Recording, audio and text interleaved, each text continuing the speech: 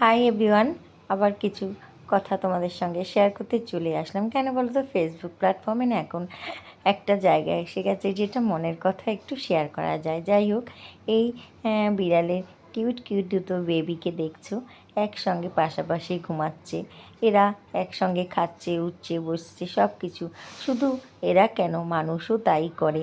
ছোটোবেলায় একসঙ্গে মানুষ, একসঙ্গে পড়াশোনা, একটা বিস্কুটকে ভাগ করে খাওয়া।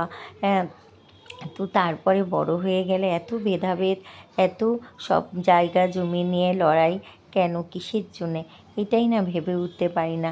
যেই ভাই বোন এক পাতে একদিন খেয়েছি, সেই ভাই বোন কতটা পর হয়ে যায়, তাই না?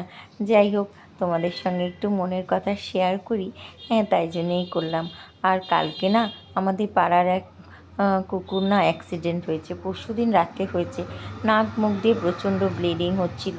তো আমি আমার ছেলে মিলে নিয়ে এসেছিলাম। এই যে দেখো, সবাই একটু প্রে করো, যাতে ভগবানের কাছে বলো যাতে এই বেবিটা সুস্থ হয়ে যায়।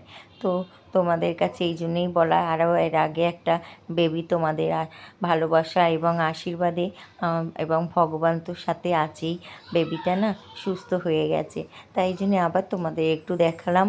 সবাই একটু ভগবানকে ডাকো যাতে ও আবার ভালো হয়ে যায়। প্রচণ্ড ব্লিডিং হয়েছে, নাকের এই ইয়েটা মনে হচ্ছে ভেঙে বা চোট লেগেছিলো। তো ইঞ্জেকশান চলছে, এখনও চলবে কতদিন। টাটা, বাই, ধন্যবাদ, সবাই ভালো থেকো।